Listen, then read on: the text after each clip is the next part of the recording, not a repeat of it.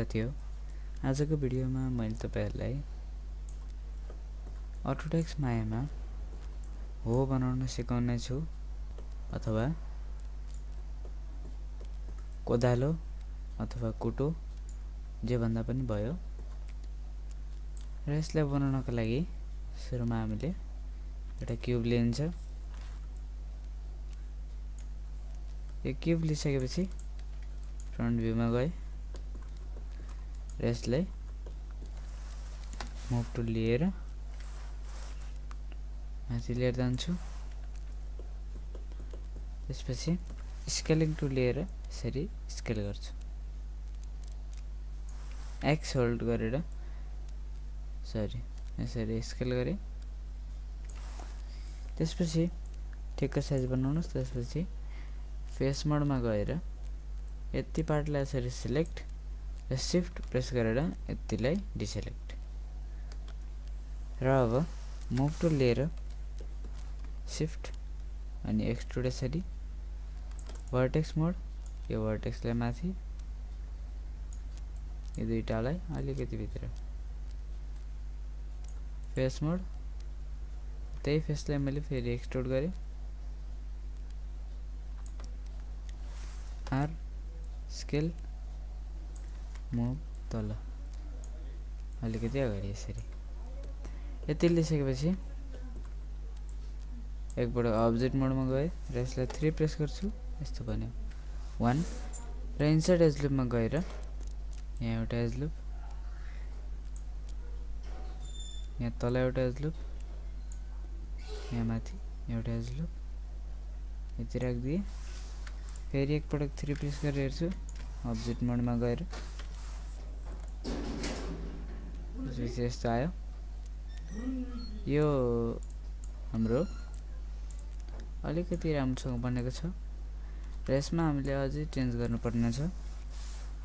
यसलाई फेस मोडमा भर्टेक्स मोडमा गएर यति भर्टेक्सलाई अझै अलिकति तल लिएर आउँछु मुभ गरेर। त्यसपछि यसलाई अब्जेक्ट मोड,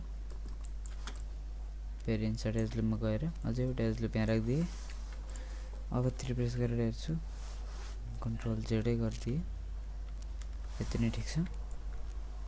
त्यसपछि 1 अनि फ्रन्ट भ्यूमा गएर अब्जेक्ट मोड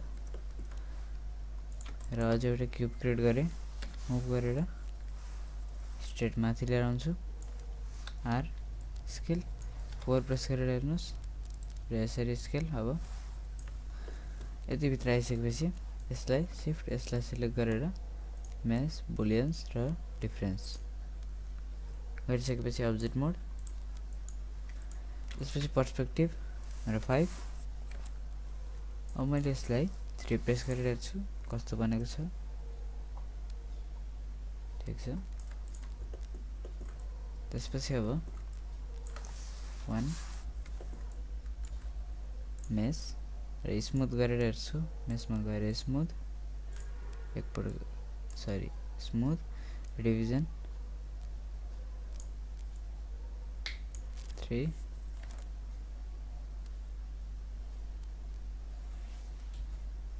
अब्जेक्ट मोड। त्यसपछि फ्रन्ट भ्यू र अब एउटा सिलिन्डर क्रिएट गरे। त्यसपछि यसलाई पर्सपेक्टिभमा गएर स्केलिङ टुल लिएर यताबाट अलिकति पातलो बनाए। फ्रन्ट भ्यू स्केल यति।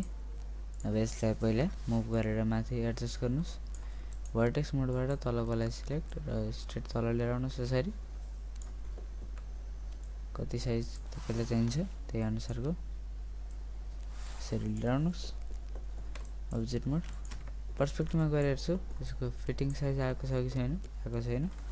स्केल अलिकति स्केल अझै यति स्केल गरे। त्यसपछि अब हाम्रो यो हो अथवा हाम्रो कोदालो कुटो जे भन्दा पनि एउटै हो भनेर रेडी भइसक्यो।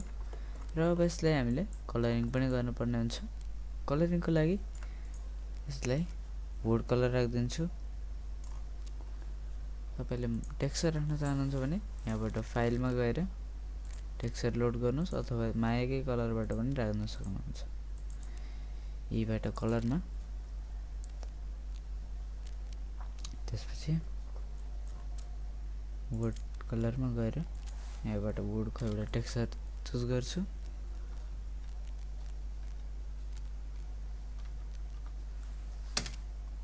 त्यसपछि यहाँ अब राखिसकेपछि यहाँ देखिँदैन, त्यसको लागि हामीले 6 प्रेस गर्नुपर्ने हुन्छ। 6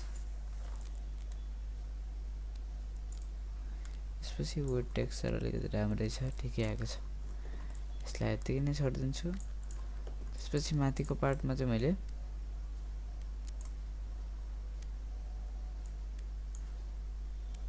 ब्ल्याक कलर चुज गरिदिन्छु।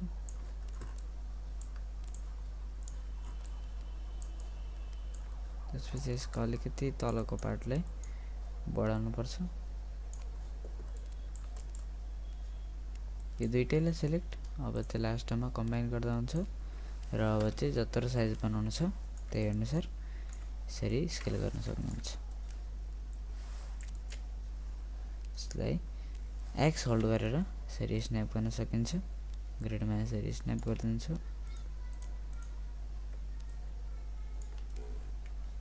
अलिकति माथि राम्रो कोदालो पनि बनाएर रेडी भइसकेको छ। आजको भिडियो तपाईलाई मन परेमा लाइक, शेयर, कमेन्ट, सब्स्क्राइब गर्न नभुल्नु होला।